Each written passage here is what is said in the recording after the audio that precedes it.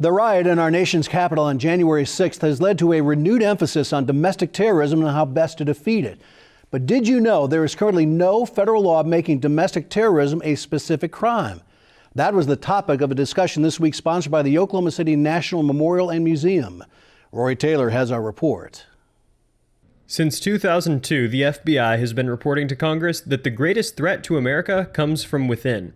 This week, Frank Figluzzi, the FBI's former assistant director for counterintelligence, said Oklahoma City has a vital and historic role to play in eliminating hate-based domestic terrorism. That is our discussion today, is to what extent does this place and what it's experienced in Oklahoma City, to what extent do they play a role in helping to educate the public on the threats we face and the steps we can take collectively as a nation to prevent the next act of domestic terrorism.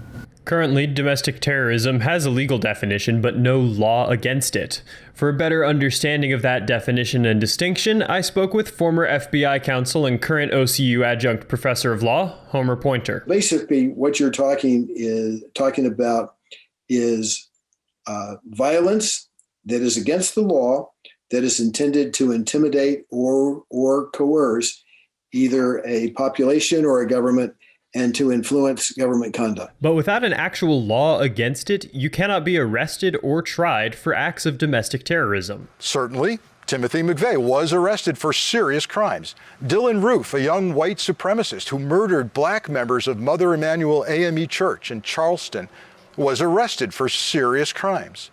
But the crimes of people like McVeigh and Roof were so much more than the sum of just their individual violations because of what motivated them. This week, congressional hearings began to explain what happened on January 6th and how to keep it from ever happening again. You had to send quite a few individuals to be able to go to the RNC and the DNC to be able to go deal with those explosives that were planted there. Is that correct? That is correct. And just for your information, the RNC pipe bomb, that was one that was really run by Capitol Police. The DNC Metropolitan ended up taking that and running that so we can run two concurrently.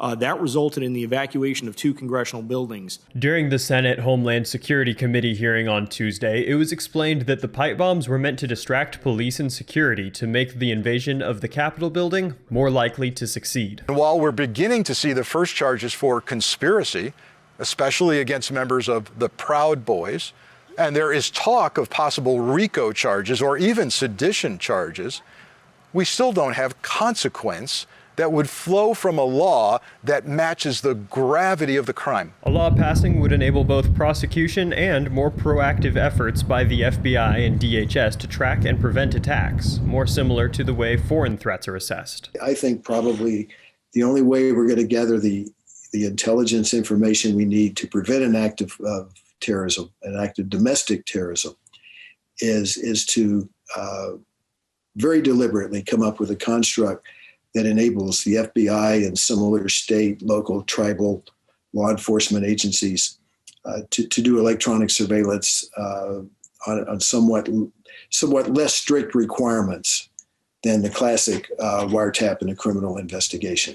Al-Qaeda, ISIS, Boko Haram, and dozens of other organizations have been designated. That makes it easier for law enforcement because now if you come into contact with those organizations, you communicate with those organizations, you come under intense scrutiny. But U.S. citizens have rights to privacy under the Constitution, as well as freedom of speech and the right to bear arms.